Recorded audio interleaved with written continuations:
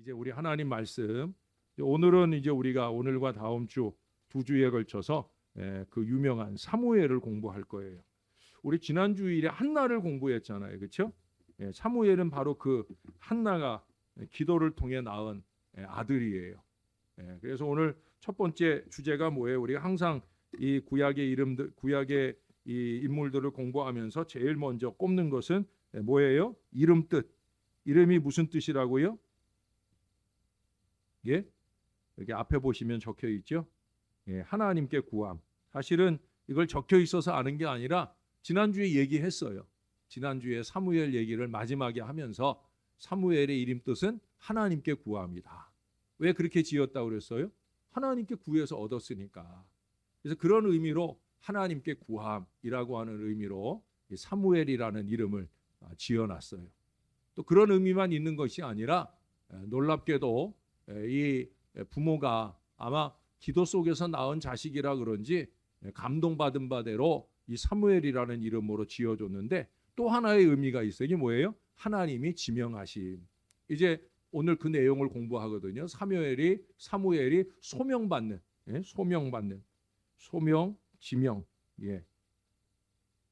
오늘 이걸 우리가 또 공부하게 되는데 하나님께서 그를 사명에 부르셨다는 사실을 우리가 함께 공부를 할 거예요. 부모가 이름을 짓는데 그냥 허투루 지은 게 아니다. 기도 가운데 지었고 또 이름값대로 살 수 있도록 어려서부터 그렇게 주님 앞에 세우는 건강한 믿음의 부모로서의 아름다운 본을 보여줍니다. 여러분, 우리가 이 한나나 엘가나에게 배울 점들이 많아요. 또 사무엘에게도 마찬가지입니다. 자, 그다음에 이제 가족 배경이에요. 가족 배경. 뭐 잘 아시는 대로 부모는 한나와 엘가나예요. 분인나라고 하는 그 작은 엄마라고 그러나요? 존재도 있지만 어떻든 그의 가까운 육친, 그것은 엘가나와 한나라고 하는 거예요. 엘가나가 아버지인데 한나가 더 이제 중요한 인물이다 보니까 한나를 더 먼저 언급하게 되고요. 또 중요한 건 어머니 기도로 이 사무엘이 태어났다고 하는 사실이 아주 중요한 일이죠. 기도 속에 낳은 아들입니다. 기도 가운데 낳았다라고 하는 거예요. 그리고 그보다 더 중요한 게 있어요. 그게 뭐냐면 어릴 때 하나님께 드림받았다라고 하는 거예요. 다 성장해서 쪽쪽 빨고 이쁘고 귀여울 때 그때는 내가 갖고 있고, 그리고 나중에 하나님 나중에 드릴게요 이게 아니라 아주 어릴 때 하나님께 소원을 한 대로 그대로 갚아 드렸다라고 하는 1장 28절을 한번 볼까요? 1장 28절. 같이 한번 읽어볼게요. 28절 시작. 그러므로 나도 그를 여호와께 드리되 그의 평생을 여호와께 드리나이다 하고 그가 거기서 여호와께 경배하니라. 아멘. 그냥 잠시 드렸다가 다시 데려오는 게 아니에요. 그의 평생을 드렸다. 사실은 쉬운 게 아니잖아요. 어떻게 얻은 자식이에요? 정말 온갖 울분과 격동, 격분 그런 가운데 정말 하나님께 애달픈 마음으로 간절히 기도해서 그래서 응답받고 낳은 자식이에요. 이 자식 하나님께 드리고 나면 또 다른 자식을 주실 보장을 아직 받지 않은 때예요.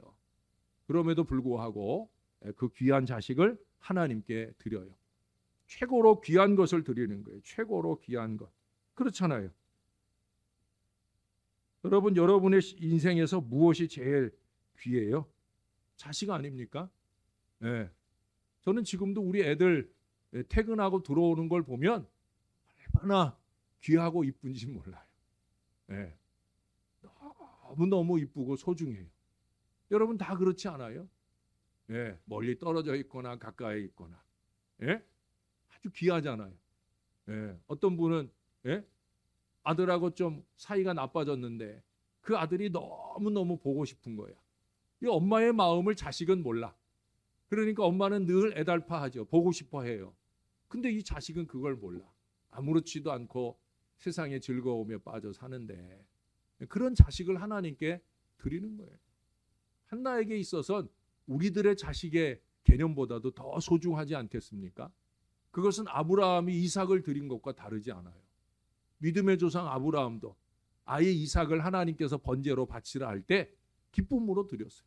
믿음으로 드렸어요. 지금 한나도 마찬가지예요. 아브라함은 오히려 하나님이 달라고 해서 마지못해 드렸을 수도 있지 않겠습니까? 속으로는 아이고 하나님 너무하신다 하는 마음이 들지만 그래도 하나님이 원하시니까 하나님께 드렸을 수 있는데 지금 이 사무엘은 하나님이 달라고 했어요? 아니에요. 한나가 스스로 서원하고 그 서원을 갚아서 하나님께 올려드린 거예요. 평생을. 그것도 언제? 여러분 24절 보세요. 24절. 젖을 뗀 후에 그를 데리고 올라갈새 수소 3마리와 밀가루 1에바와 포도주 1가죽부대를 가지고 실로 여호와의 집에 나아갔는데 아이가 어리더라. 처음과 마지막에 뭐라고 그래요? 젖을 뗀 후에 아이가 어리더라. 젖을 뗀 후에라고 했지만 옛날 우리 개역 한글에는 뭐라고 했어요? 젖을 뗄 때에라고 하면서 훨씬 더 어린 때인 걸 보여줍니다. 젖을 뗀 후에라고 하면 이게 얼마나 후인지를 모르잖아요. 그렇죠? 그래서 어느 정도 자란 때가 아닌가라고 생각할 수 있는데 옛날 개역 한글을 보면 젖을 뗄 때예요. 뗄 때. 그게 이제 우리나라보다는 조금 더 늦게 때. 우리는 보통 언제 떼요? 첫돌 되면 뗍니까? 애들 키운 지 오래돼 가지고 저는 또 제가 뗀 게 아니라 저는 다 잊어버렸는데 어떻든 뭐 첫돌을 전후해서 거의 떼지 않나 싶어요. 이유식 먹여가면서 더 빠른 사람들도 있고 더 늦은 사람들도 있겠지만 어떻든 그때쯤 아닌가 생각이 들어요. 근데 이스라엘은 거의 만 3돌 정도 지날 즈음에 그럴 때 아이의 젖을 뗀다고 해요. 그러니까 젖 떼자마자 그 아이를 하나님 앞에 드리는 거예요. 어떻게 보면 우리가 우리 자녀들의 영적 훈련을 이렇게 일찍이 시작해야 된다. 우리가 어렸을 때부터 하나님께 드리고 하나님 앞에 자라가도록 그렇게 훈련할 필요가 있다는 거죠. 또 어렸을 때만 아니라 장성에서도 마찬가지입니다. 우리도 한나처럼 엘가나처럼 좀 철저할 필요가 있다는 거예요. 철저하지 못한 경우가 너무 많아요. 그것은 사랑이 아니에요. 자식을 너무 방임하지 마십시다. 신앙적인 부분만큼은 분명해야 됩니다. 자기 자식을 위해서는 물론이고 교회를 위해서도 신앙의 자식들을 너무 방임하지 않도록 노력해야 되는 거예요. 저는 특별히 이 사무엘을 공부하면서 3살 버릇 80까지 간다. 그 대표적 인물이 바로 사무엘이에요. 근데 3살 버릇 80까지 간다는 이 말은 긍정적인 표현이에요? 부정적인 표현이에요? 부정적으로 쓸 때 많이 써요. 나쁜 버릇이 3살 때 한 버릇이 80까지 간다. 바늘도둑이 소도둑 된다. 그 비슷한 표현으로 우리가 그 말을 써요. 근데 사무엘의 경우에는 긍정적으로 3살 버릇, 3살 신앙 80까지 간다. 저와 여러분의 가정에 우리 아이들도 3살 신앙이 80까지 가는, 아니 그 이상 하나님 나라까지 가는 놀라운 은혜가 있기를 주님의 이름으로 축원합니다. 신앙의 버릇이 중요하다는 거예요. 제가 목회를 해보면 신앙 버릇이 잘못 든 교인들이 너무 많아요. 아니 저런 사람이 뭔 신앙인이라고, 아니 저런 사람이 뭘 중직자라고 이렇게 생각되어지는 잘못된 신앙 버릇으로 사는 사람들이 많아요. 목회자들도 중에도 그래요. 잘못된 신앙 버릇, 사역 버릇을 갖고 있는 사람들이 너무나 많아요. 쉽게 고쳐지지 않아요. 오늘 아침에도 얘기했지만 본능으로 사는 신앙은 잘 고쳐지지 않아요. 좀 더 신앙적으로 말씀과 기도로 이렇게 훈련된 신앙을 자라가야 되죠. 3살 신앙 80까지 가는 이 신앙으로 살아야 된다는 거예요. 모태 신앙자들의 버릇이 잘못 드는 경우가 많이 있어요. 모태 신앙자 아시죠? 모태 신앙자. 어머니의 태중으로부터. 여기는 본인이 모태 신앙자인 분들도 있을 거고 또 내 자식들이 내 태중에서부터 신앙 안에서 자라난 그런 자식들을 갖고 있는 부모님들도 있을 거예요. 있죠? 우리 애들도 마찬가지. 우리 애들은 감사하게도 우리 아내가 아이를 태중에 베고 성경을 썼어요. 첫 아이 베고선 성경을 한 번 쓰고 둘째 아이 베고선 성경을 또 한 번 쓰고. 예, 얼마나 힘든 일이에요. 그냥 건강한 몸으로도 성경을 뭐 아이 그 기간 안에 써내는 게 쉽지 않은데 어떻든 아이를 베고서도 막 여기에 아대 끼고 그러고선 그 성경을 2번을 쓰는 걸 완성을 했었어요. 그렇게 키워도 3살 신앙이 80까지 간다는 게 쉬운 일은 아닌 것 같아요. 그러나 여러분, 그렇게 모태 신앙자의 그 신앙이 올바로 신앙의 자리를 잡도록 우리가 잘 노력해야 됩니다. 여러분, 모태 신앙이라고 하면 적어도 수십 년 신앙이잖아요. 그렇죠? 태중에서부터 신앙이 시작됐으면 적어도 수십 년 신앙이에요. 그게 그냥 타이틀만인 사람들이 오늘날 너무나 많아요. 신앙의 연륜은 오래돼요. 교회에 교적을 둔 지는 수십 년이 되었는데 안타깝게도 그에 걸맞는 그런 신앙을 보여주지 못한다는 거예요. 죄송하지만 솔직히 저는 개인적으로 모태신앙자들의 좀 회의적입니다. 예, 여러분 그런 말 많이 들어봤죠? 예? 모태 신앙자. 이런 말 들어보셨어요? 예? 모태 신앙자는 모태 신앙자다. 예? 예? 주일 성수도 못해. 예? 11조 생활도 못해. 이것도 못해. 저것도 못해. 예? 못하고 안 하고. 그게 오늘날 모태 신앙자들의 안타까운 신앙의 모습이라는 거예요. 부정적이고 비판적이고 뭘 조금 안답시고 반대를 위한 반대나 해대고 안타까운 거죠. 여러분 그 뒤에 3장을 가보십시다. 3장 13절 잠깐만 갔다 올게요. 3장 13절 내가 그의 집을 영원토록 심판하겠다고 그에게 말한 것은 그가 아는 죄악 때문이니 이는 그가 자기의 아들들이 저주를 자청하되 금하지 아니하였음이니라. 이제 엘리의 제사장 가문이 멸문하게 된다는 거예요. 지금 사무엘 이 어린 선지자, 좀 이따 이제 공부하겠지만 이 어린 입술로 통해 하나님께서 엘리의 가문을 멸문하겠다고 지금 선언하시는 거예요. 왜 그런 저주 아래 놓이게 되었느냐?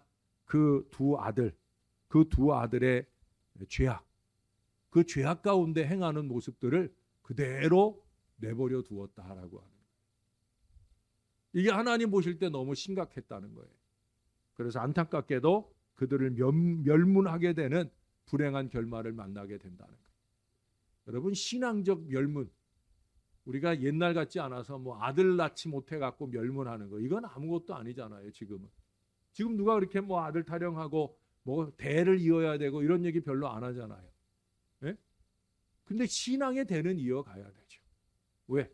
내가 낳은 자식들이 영원한 천국 가야 되니까. 천국 가는 가문을 만들어야 되니까. 신앙의 가문이 신앙적으로 멸문하는 것은 가장 큰 불행입니다. 우리가 그것들을 극복해 나가기 위해서 우리의 자손들이 모태 신앙자가 되지 않도록 우리가 더 많이 기도하고 더 열심을 내야 되지 않을까 하는 생각을 하게 되어집니다. 기도와 믿음으로 여호와께 바쳐진 아이는 여호와를 위하여 사용되어집니다. 그 대표적인 게 바로 오늘 사무엘이에요. 여러분 그리스도 안에서 어린 시절을 훈련받은 자녀들에게 그 훈련은 일생 동안 영향을 미치게 됩니다. 잠깐 방황하는 시기가 있더라도 저와 여러분이 늘 눈물로 기도하고 좋은 신앙으로 본을 보일 수만 있다면 자식들 앞에 함부로 교회 얘기를 부정적으로 하지 않고 목사 얘기를 부정적으로 하지 않고 우리가 올바른 신앙만 잘 지켜낸다고 하면 그 자식들은 절대 교회를 떠나지 않아요. 잠깐 방황해도 다시 그리스도 앞으로 돌아옵니다. 그러나 자식들 앞에 두고 밥상머리에서 헛소리 해대고 그런 가정은 그건 그 자식은 책임질 수 없는 거예요. 내가 바라지 않는 미래로 그 자식들은 분명히 갈 수 있어요. 왜? 내 부모들이 인정하지 않는 교회인데 내 부모들이 인정하지 않는 목회자 그들로 통해서 선포되는 말씀이 어떻게 자식들의 영혼을 살찌우겠습니까? 그건 절대 어려운 얘기예요. 결국 누가 자식들을 죽이는 거예요? 한심한 목회자가 아니에요. 예? 부모예요, 부모. 여러분, 한심한 목회자 엘리에게 영향받고 태어난 자식이 누구예요? 사무엘이에요. 사무엘이 엘리의 영향에 의해서 훌륭한 미래를 열어갑니까? 아니에요. 그의 어머니 한나, 그의 아버지 엘가나예요. 목회자가 좀 부족하지만 부족한 엘리 그 아래서 축복받으면서 인정받으면서 자라간 사무엘, 그는 한나와 엘가나의 믿음을 통해 형통한 미래를 열어갑니다. 이걸 잊지 말아야 돼요. 그러니까 우리가 어떤 마음과 태도로 교회를 대하고, 죄송하지만 목회자를 대하느냐가 우리 자손들의 미래를 결정하는 거예요. 뻔히 보여요. 목사의 눈에 뻔히 보입니다. 여러분들의 자손들이 안타까운 미래를 찾아가지 않도록 여러분 밥상머리 신앙교육을 잘 해야 돼요. 예. 종이 좀 부족하더라도 잘 하셔야 됩니다. 종을 위해서도 아니고 교회만을 위해서가 아니라 여러분들의 자손들의 영혼의 미래를 위해서도 우리는 이 점을 오늘 사무엘에게서, 한나에게서, 엘가나에게서, 그리고 엘리에게서도 배울 수 있어야 됩니다. 엘리에게서 왜 그걸 배워야 되는지는 좀 이따가 얘기를 할게요. 자, 두 번째로, 그럼 구약 성경에서는, 이제 본론으로 들어갑니다. 구약 성경에서 여기 한나라고 적었는데 죄송해요. 사무엘입니다. 이게 제가 준비를 하다 보면 실수를 이렇게 하네요. 사무엘입니다. 첫 번째 꼽을 수 있는 것은 나시린이에요. 나시린. 잘 아시죠? 자, 1장 11절로 가볼까요? 한나가 사무엘을 서원할 때, 아직 사무엘이 태어나지 않은 때인데요. 그때 하나님이 귀한 생명을 주시면 그것도 아들을 주시면 어떻게 하겠다. 자, 11절, 1장 11절. 이번엔 여러분들이 한번, 좀 길지만 한번 또박또박 한번 읽어봐 주세요. 시작. 서원하여 이르되 만군의 여호와여, 만일 주의 여종이 고통을 돌보시고 나를 기억하사 주의 여종을 잊지 아니하겠다 하시고 주의 여종에게 아들을 주시면 내가 주의 평생에 그를 여호와께 드리고 삭도를 그의 머리에 대지 아니하겠나이다. 아멘. 아멘. 예, 여기 보면 내가 그의 평생에 그를 여호와께 드리고 삭도를 그의 머리에 대지 아니하겠나이다. 나시린에 관계된 여러 가지가 있지만 그 가운데 한 가지를 고백했는데 결국 그 고백 속에는 뭘 갖고 있는 거예요? 하나님께 드린 나시린으로 이 아이를 키우겠다. 그래서 3살 되자마자 이제 하나님께 구별해서 드리게 되어지는 거예요.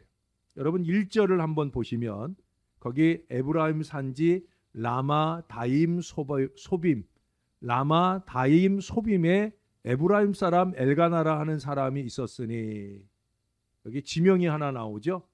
3개의 단어가 합쳐진 지명이에요. 라마 다임 소빔. 특별히 이 소빔이라고 하는 말은 파수꾼이라는 뜻입니다. 선지자들은 파수꾼이라고 불려졌어요. 어떻게 보면은 이제 사무엘의 미래를 보여주는 그런 지명이라고 말할 수가 있는 거예요. 선지자로서, 파수꾼으로서의 위대한 사명의 미래를 곧 열어가게 되어질 거다라고 하는 거예요. 지역의 이름대로 그렇게 사무엘이 쓰임받게 되어집니다. 우리도, 여러분, 우리 이 지역이 뭐예요? 신월동이에요. 신월동. 제가 궁금했어요. 설교 준비하면서 신월동을 찾아봤어요.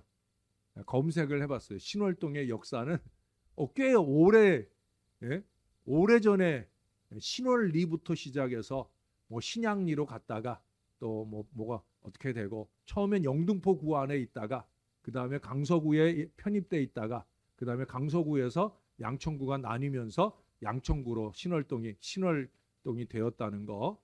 원래는 이제 그 뭐라 그러더라, 신양동인가 뭐 하여튼 그랬는데 다른 데 있는 지명이라 이제 신월동으로 바뀌게 되었다. 근데 처음에 이제 아마 어떤 훌륭한 분이 오다가 저쪽 화곡동 어디에서 어느 길에서 이쪽 신월동을 바라보는데 그때 달이 이렇게 아마 떠올랐던 모양이죠. 근데 달이 떠오르는 가운데 이 지역을 보니까 아주 새롭게 보이더라는 거예요. 예, 전설 따라. 예. 그래서 이제 신월동이 되었더라 하는 얘기예요. 근데 저는 이 얘기를 한번 이제 간단하게 설교 준비하면서 읽으면서 결국은 우리 신월제일교회 때문에 우리는 뭐 다른 거 없어요. 앞으로 우리 신월동도 우리 신월제일교회 때문에 우리 교회가 여기 이 자리에서 이 지역을 섬기고 이 지역을 위해 기도할 때 우리 신월동이 더욱더 새로워지는 놀라운 은혜가 있기를 주님의 이름으로 축원합니다. 우리가 사명이 있어요, 여러분. 예? 그냥 신월동에 사니까 사는가 보다 그러지 마시고 기왕이면 신월제일교회니까 우리 교회가 정말로 이 신월동을 새롭게 만들어가는 일에 그러기 위해서는 우리가 자꾸 구태 옛날 신앙에 머물러 있으면 안 돼요. 왕년에 찾으면 안 된단 말이에요. 좀 새롭게 하나님 우리에게 원하는 건강한 비전을 가지고 그 비전대로 미래를 새롭게 열어간다고 하면 그렇게 이 지역을 새롭게 변화시키는 아름다운 교회로 우뚝 서게 될 줄로 믿습니다. 저는 특별히 이 파수꾼, 선지자가 파수꾼이었다. 저는 목회자도 마찬가지라고 봐요. 예? 오늘도 우리가 중보기도 했는데 이 사무엘의 이제 다음 주에 공부할 것 중에 하나가 뭐냐면 그는 중보자였다는 거예요. 중보자 사무엘. 예. 그런 점에서 이제 그는 파수꾼의 사명을 감당한다는 거예요. 저도 제 목회에서 제가 하려 하는 많은 시간 두 가지가 있죠. 하나는 설교하는 시간을 많이 하래. 설교를 준비하거나 말씀을 전하는 시간을 많이 하래. 그러나 그건 못지않게 제가 하려 하는 시간이 있죠. 그건 뭐예요? 여러분들을 위해서 중보하는 시간. 전 오늘도 오후 시간에 여러분 하나님이 기도하게 하시는 방법이 참 오묘해요.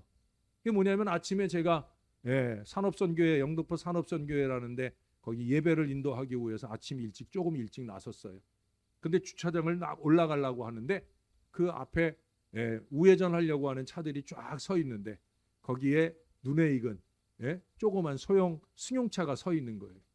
제 눈엔 그 차가 누구 차로 보였냐면 이미정 집사님 차로 보이더라고요.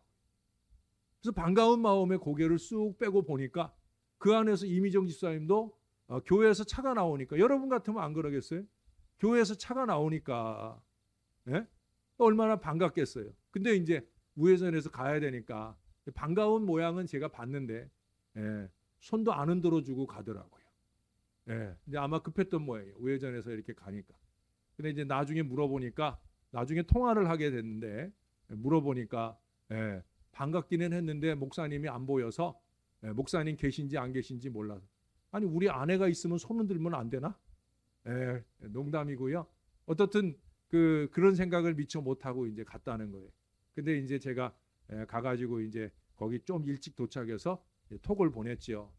오늘 아침 일찍 어딜 가느냐고 만나서 반가웠는데 목사한테 손 한번 흔들어주고 가지 그랬느냐고 제가 이제 톡을 보냈어요. 그랬더니 이제 이 집사님이 반가워가지고 전화를 했는데 전화하는 순간엔 제가 예배 인도하는 시간이라 전화를 못 받고 나중에 일정 다 마치고 오후에 거기서 오면서 전화를 했더니 그 얘기를 하는 거예요. 목사님 전화 받아서 너무 반갑고 감사하다고. 오늘 우리 김상균 집사가 좀 이따가 4시에 좀 이따 오후에 3시부터 수술 들어가는데 목사님 기도해달라고. 할렐루야. 여러분 이게 하나님이 그냥 하시는 일이겠어요? 그 아침에 그 시간에 딱 맞춰서 그렇게 우리가 교감을 하고 그런 가운데서 기도 제목을 받고 그래서 저는 오후에 이미 그 1시 한 반쯤 됐나? 그때부터 계속 기도하는 거예요. 김상균 집사 위해서 계속 기도하고 제가 계속해서 수술실 들어갈 때 알려주시고 나올 때 알려주시고 제가 당부를 했기 때문에 그래서 3시 50분경에 수술실 들어가고 그리고 6시에 수술 마치고 나오고 계속해서 제가 문자 받으면서 우리가 함께 기도하는 이 교통이 또 제가 수술 들어가기 전에 또 미리 말씀도 보내주고 하는 일들을 나누었어요. 이거는 뭐 이미정 집사님한테만 특혜를 주는 사역이 아니에요. 저는 제가 맡은 사역 중에 으뜸 사역은 바로 이 기도의 파수꾼 사역이라고 믿어요. 여러분들이 저를 좀 사용하세요. 목사가 파수꾼 사명을 잘 감당할 수 있도록 여러분들이 기도 제목을 계속 주세요. 문자를 주시거나 톡을 주시거나 그러면 제가 빠지지 않고 기도할 거고요. 우리 나은이 기도 제목도 제가 저녁 시간에 김유순 권사님으로 권사님한테 톡으로 받았어요. 제가 톡으로 받은 기도 제목들을 제가 새벽에 기도할 땐 이름 잘 안 밝히고 그냥 기도할 때가 많지. 오늘 아침에도 오늘 진료 결과 보러 가는 여종이 있는데 그 여종을 위해서도 오늘 기도를 했잖아요. 그러면 이제 그날 병원 갔다 오면 문자가 옵니다. 그 여종도 아무 이상 없다고. 할렐루야. 그거를 하는 거예요. 그거를. 기도 제목을 주시면 저는 그걸 지켜냅니다. 새벽마다 기도하고 제 기도 시간에 기도하고 그래서 여러분들의 가정에 육신에 좋은 소식들이 넘쳐나는 그 사명을 감당하고 있어요. 여기 소빔이라고 하는 말이 파수꾼이다.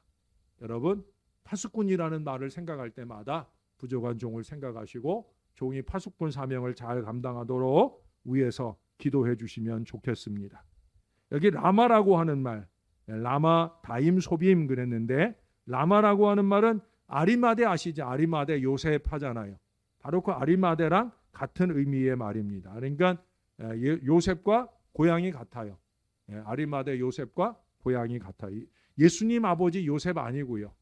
나중에 예수님 장사 지내기 위해서 자기의 무덤을 내어 주었던 바로 그 아리마대 요셉입니다.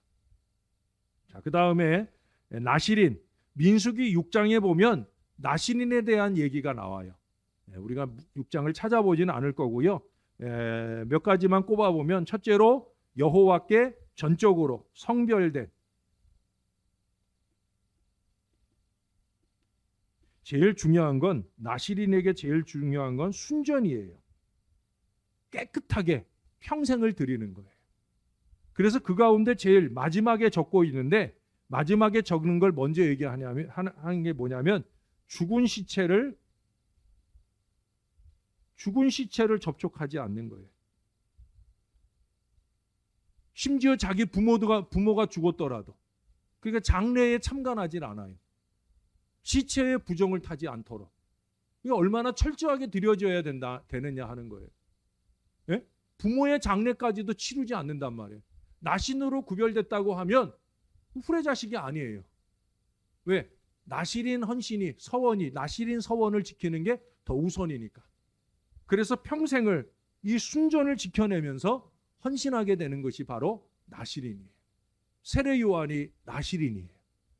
예? 사무엘이 나시린이에요. 예. 그 다음에 두 번째로 꼽을 수 있는 것은 포도주나 독주를 마시지 않는 거죠. 그건 잘 아시죠? 포도주나 독주를 마시지 않는다. 역시 순전의 이야기죠. 또 삭도를 대지 않아요. 머리를 나면서부터 계속해서 길게 자라도록 그렇게 기른다라고 하는 거예요. 이 긴 머리를 가지고 산다라고 하는 것은 다른 사람들의 조롱이나 다른 사람들의 비판이나 이런 것들을 개의치 않는다라고 하는 거예요. 나중에 사도행전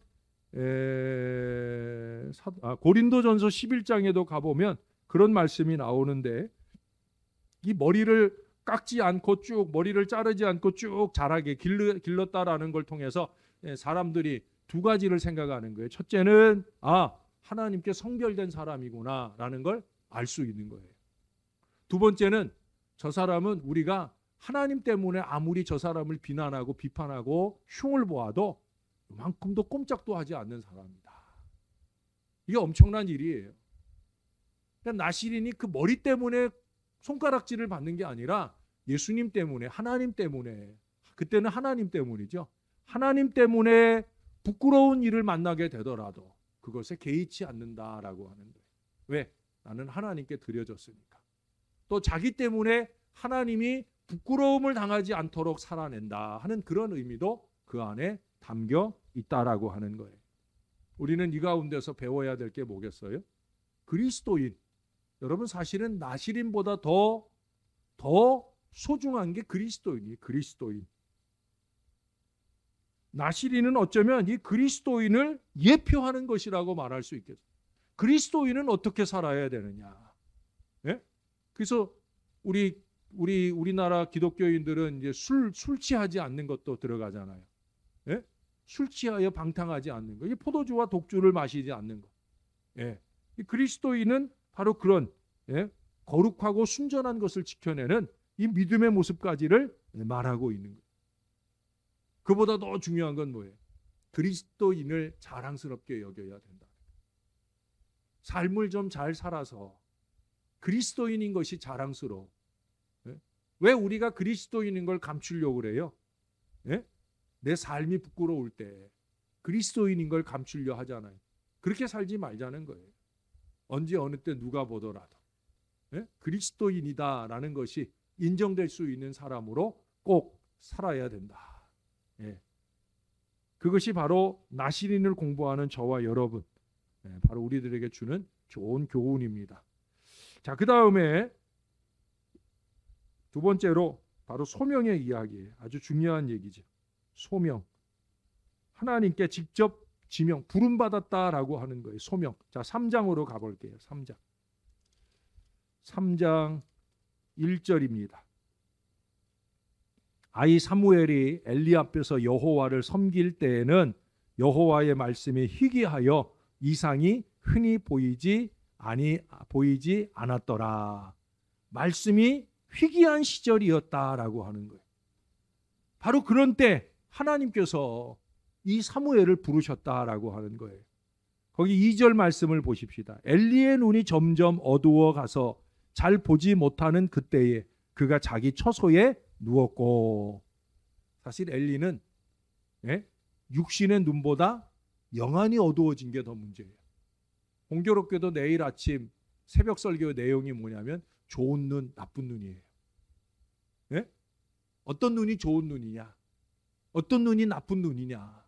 내일 아침에 새벽 시간에 그 말씀을 전하려고 그래요. 내일 말씀은 여러분들한테 다 보내질 거예요. 우리 부교육자들이 제가 미리 얘기해 주는 거예요. 내일 말씀은 무조건 교인들한테 다 보내라. 여러분 내일 말씀, 새벽 말씀 꼭 내일 어느 시간에든지 여러분들이 꼭 한번 들어보시면 좋을 것 같아요. 좋은 눈, 나쁜 눈. 지금 엘리는 나쁜 눈을 가지고 있어요. 그것은 나이가 들어서 앞을 보지 못하는 나쁜 눈이기도 하지만 그에게 더 큰 문제는 뭐예요? 영안이 어두워졌다는 거예요. 영안이. 육신의 건강보다 영적인 건강에 더 관심하는 신앙생활을 할 수 있어야 돼요. 나이가 들면 육신이 상하는 건 어쩔 수 없잖아요. 그렇죠? 너나 없이 다 육신이 상하게 돼요. 오늘도 제가 영등포 산업선교회에 갔는데 거기에 노누맥이라고 하는 협동조합이 있어요. 거기는 뭐냐면 노숙자들이 자립이 돼가지고 자기네들이 일을 해가지고 그렇게 자립생활을 지원하는 그런 단체예요. 근데 거기에 마침 오전 시간에 일을 하고 두 분이 들어오더라고. 한 분은 제 나이쯤 돼 보이고 한 분은 젊은 사람이 들어오는데 그 노노백이 그 이사장님이 하시는 얘기가 나이가 많이 들고 몸이 일이 너무 힘들어서 매일 물리치료 받으면서 일하고 다닌다고. 제가 속으로 그랬어요. 저 나이 되면 다 물리치료 받고 사는데 저도 가끔 물리치료 받고 살고 다 그런 건데 일이 물론 조금 더 힘들고 덜 힘들고 한 차이는 있죠. 우리 육신은 나이 들면 다 여기저기가 병들고 아프고 힘들게 돼 있어요. 그러나 여러분 영혼만큼은 청정한 젊음을 지켜낼 수 있어야 된다는 거예요. 천하를 다 얻어도 영이 약하면 다 잃을 수 있습니다. 그러나 천하를 다 잃어도 영이 강하면 다 얻을 수 있는 거예요. 엘리는 그렇게 다 잃어버린 안타까운 사람이 됩니다. 아까도 얘기했지만 자식들까지 다 잃어버리고 멸문하게 되는 불행한 결말을 만나요. 여러분 좋은 눈, 나쁜 눈. 내일 말씀 뭐 일상적으로 여러분들이 벌써 어떤 말씀 주시겠다 그 말씀 할 거예요. 기왕이면 좋은 눈 갖고 사십시다. 영안을 열고 사십시다. 내일 부를 찬양이 364장 5장인가 그래요. 내 눈을 열어 주소서 성령이여. 제가 이 찬양을 찾아놓고는 마지막 후렴 부분에는 내 눈을 열어주소서 내 귀를 열어 주소서, 내 입을 열어 주소서 이렇게 나와요. 내일은 3절까지 다 부른 다음에 내 눈을 열어 주소서는 2번 더 반복을 할 거예요. 그것만. 왜? 내일은 눈에 대한 얘기를 할 거니까. 여러분, 좋은 눈, 영안이 열리고, 비록 육신은 여기저기 상하고 아플지라도 우리가 영적인 건강은 잘 지켜내는 하나님의 사람들이 되시기를 바랍니다. 어떻게? 3절에 보십시다. 3절에. 자, 여러분이 한 번만 더 읽어주세요. 시작. 하나님의 등불은 아직 꺼지지 아니하였으며 사무엘은 하나님의 궤에 있는 여호와의 전 안에 누웠더니. 예. 자, 하나님의 등불. 하나님의 등불이 왜 아직 꺼지지 않았을까요? 예? 첫 번째 이유는 시간적인 이유예요. 하나님의 등불은 저녁부터 아침까지, 그리고 아침부터 저녁 때까지는 향연, 향단의 불길을 살리는 거예요. 이해가 되시죠? 낮 시간 동안에는 향연이 계속 타오르고 밤에는 등불이 타오르는 거예요. 그게 지금 무슨 시간이라는 거예요? 밤 시간이라는 거예요. 근데 첫 번째 이유는 시간 때문이고요. 두 번째 이유는 뭐냐? 어린 사무엘의 성실함이에요. 지금 어린 사무엘이 등불에 기름 공급하는 거예요. 밤새 어린애가 자지 않고 등불 꺼지지 않도록 그 등불을 지켜내는 거예요. 아직 등불이 꺼지지 않았다는 말 속에는 이 사무엘의 성실함, 책임감, 제가 소중히 여기는 가치들입니다. 저는 책임감을 소중히 여겨요. 성실함을 소중히 여겨요. 이거 무너지면 하나님의 일을 할 수가 없어요. 하나님의 일을 잘하는 비결은 다른 데 있지 않아요. 성실해야 돼요. 책임감을 가지고 해야 돼요. 예. 이 어린 사무엘은 어린 게 잠도 안 자고 지금 이 등불을 지키고 있는 거예요. 다시 말해서 자기의 잠 시간을 드린 거예요. 여러분, 제일 어렵지 않아요? 잠을 드리는 게 제일 어렵잖아요. 아닙니까, 여러분? 잠을 드리는 게 어려운 분들 많잖아요. 잠드리는 거 어려운 거예요. 새벽 시간을 늘 깨어서 하나님 앞에 헌신해내는 일이 쉬운 거 아니잖아요. 왜? 잠을 드려야 되니까.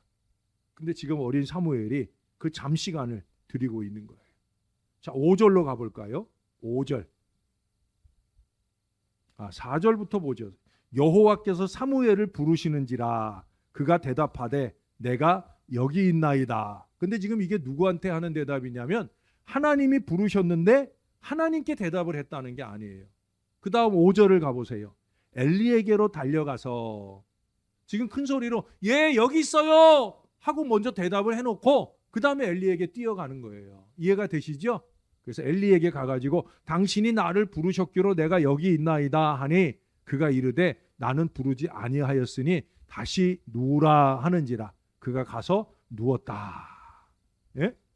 하나님의 부름을 엘리의 부름으로 착각하는 얘기. 그 뒤로도 계속해서 7절에 가봅시다. 사무엘이 아직 여호와를 알지 못하고 여호와의 말씀도 아직 그에게 나타나지 아니한 때라. 그러니까 하나님의 부름이라고 깨닫지 못하는 거예요. 그래서 결국 3번이나 그 일이 반복이 됩니다. 누웠으면 또 사무엘아 사무엘아 부르시면 또 엘리에게 뛰어가고 엘리에게 뛰어가고 그걸 몇 번 했다고요? 3번 했다고요. 3번. 3번이나 반복되어도 한결같은 태도를 보여요. 그래서 성실한 거예요, 사무엘이. 여러분, 헛걸음이잖아요. 처음 헛걸음 한 번 했어요. 자, 2번째 헛걸음 했어요. 3번째 가요, 안 가요? 우리 같으면 안 가잖아요. 얄팍한 꾀로 또 아닐 거야 이러고 안 갈 거 아니겠어요? 근데 어린 사무엘은 고지식할 정도로 성실하게. 이게 좀 필요한 거예요. 자꾸 아유 목사님 이래서 안 돼요 저래서 안 돼요 이러지 말고 목사가 좀 하자고 하면 좀 믿고 한번 가다가 좀 발등이 좀 깨져도 가다가 좀 손등이 깨져도 그러면 그건 영광의 상처 아니겠어요? 그래도 한번 해보는 거예요. 이 어린 사무엘은 그런 마음인 거예요. 3번에 걸친 헛걸음인데도 그 헛걸음을 반복하고 있는 이 어린 사무엘에게 우리가 도전 받아야 돼요.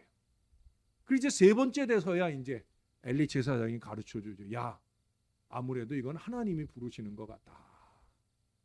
9절에 가서 보면은 거기 누웠다가 너를 부르시거든 내가 말하기를 여호와여 말씀하옵소서 주의 종이 듣겠나이다 하라고 가르쳐 줍니다. 자, 그래서 10절에 가서 보면 여호와께서 또다시 임하여 서서 전과 같이 사무엘아 사무엘아 부르시는지라 사무엘이 이르되 말씀하옵소서 주의 종이 듣겠나이다. 할렐루야. 예. 그리고 이제 11절에 가 보니까 여호와께서 사무엘에게 이르시되 보라 내가 이스라엘 중에 한 일을 행하리니 그것을 듣는 자마다 두 귀가 울리리라. 여러분 거기다 밑줄을 좀 쳐보세요. 그것을 듣는 자마다 두 귀가 울리리라. 여러분 이 차원의 신앙만 돼도 귀한 신앙이에요. 하나님의 말씀을 들을 때 두 귀가 울리는 신앙만 되어도 얼마나 귀한 신앙인지 몰라요. 근데 그 다음을 보여줍니다. 예? 그 다음을 보여주는 게 뭐예요? 하나님의 말씀을 들을 때 두 귀만 아니라 마음이 울려야죠. 마음. 예? 삶이 울려야 되죠. 그 뒤에 엘리 제사장에게 마음이 울릴 얘기를 해요. 이제 너희 멸문할 거다. 얼마 어떻게 보면은 상당히 가슴 아픈 얘기잖아요. 그런데 엘리 제사장이 그것을 부정하지 않아요. 좋은 소리만 듣고 마음이 울리는 게 아니란 말이에요. 지금 나쁜 소리 하는 거예요. 저주의 말씀을 하나님이 사무엘을 통해 전하는 첫 번째 말씀으로 주셨다는 거예요. 어린 사무엘이 얼마나 가슴 아팠겠어요. 그래도 하나님이 말씀하라 하니까 두렵고 떨리는 마음으로 엘리 제사장에게 말해요. 근데 엘리 제사장이 그 말을 두 귀에 울리도록 들은 것만 아니라 마음이 울리도록 들어요. 18절을 가보세요. 오늘 시간 조금 더 지나서 죄송해요. 사무엘이 그것을 그에게 자세히 말하고 조금도 숨기지 아니하니 엘리가 이르되 이는 여호와이시니 선하신 대로 하실 것이니라. 할렐루야.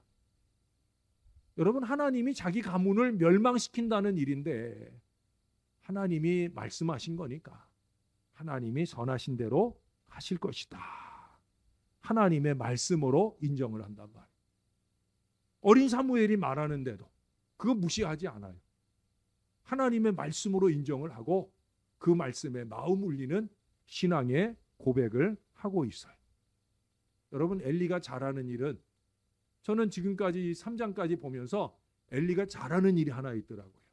그게 뭐냐면 남의 소리를 잘 귀 기울여 듣는다는 거예요. 그렇잖아요. 한나가 얘기할 때도 그 한나의 소리를 잘 들었잖아요. 예? 또 사무엘이 얘기할 때도 사무엘의 그 소리를 잘 귀 기울여 듣잖아요. 이게 신앙이에요. 신앙은 다른 거 없어요. 누가 말하든지 그 말을 소중하게 잘 듣는 거예요. 한나의 말을 잘 듣고 한나에게 축복해가지고 이 귀한 생명의 결실을 맺는 그 일에 일조를 하잖아요. 사무엘의 말을 듣고 그 말을 인정하고 그 뒤에 20절에 가보십시다. 단에서부터 부엘세바까지 온 이스라엘이 사무엘은 여호와의 선지자로 세우심을 입은 줄을 알았더라. 할렐루야. 이 역사의 출발점에 쓰임 받는 거예요. 만약에 사무엘이 처음부터 엘리에게 이 말을 했는데 조그만 놈이 까불고 있어. 입 닥치고 살아. 그랬으면 그 어린 마음이 얼마나 큰 상처가 됐겠어요. 근데 엘리가 인정을 해줬단 말이야. 하나님 말씀이니까 말씀하신 그대로 되리라고.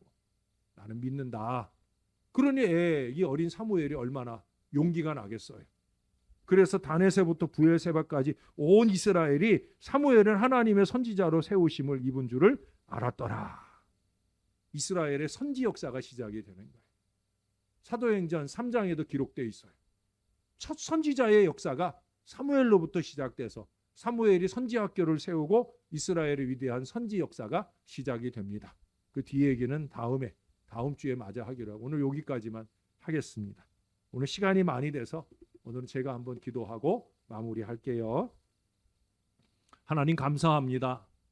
오늘도 참 많은 얘기를 들었는데 이 하나님의 말씀들이 이 사랑하는 성도들의 가슴을 울리고 저들의 삶을 울려 우리 하나님이 원하시는 건강하고 신령한 믿음의 삶을 잘 살아낼 수 있으면 좋겠습니다.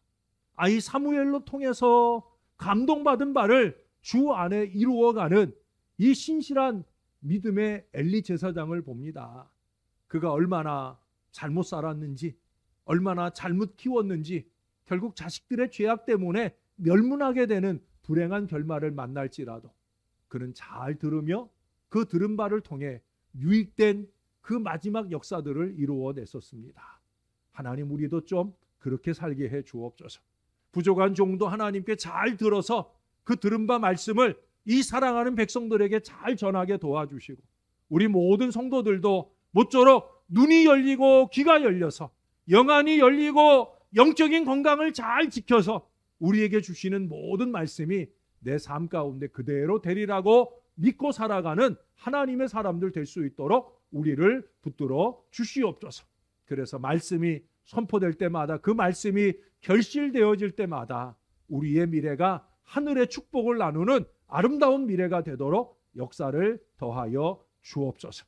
하나님, 오늘 저녁에 우리가 함께 기도한 두 가지 중보기도, 우리 사랑하는 주의 자녀들이 내일까지는 조금 더 집중해서 기도할 수 있도록 그 마음을 붙들어 주셔서 우리가 서로에게 거룩한 기도의 파수꾼으로서의 아름다운 사명들을 잘 감당해내도록 우리를 도와 주옵소서. 우리가 긴밀하게 영적으로 교통하는 신령한 관계를 잘 이어가도록 주여 우리와 함께 하시옵소서. 감사드립니다. 예수님의 이름으로 기도합니다. 아멘.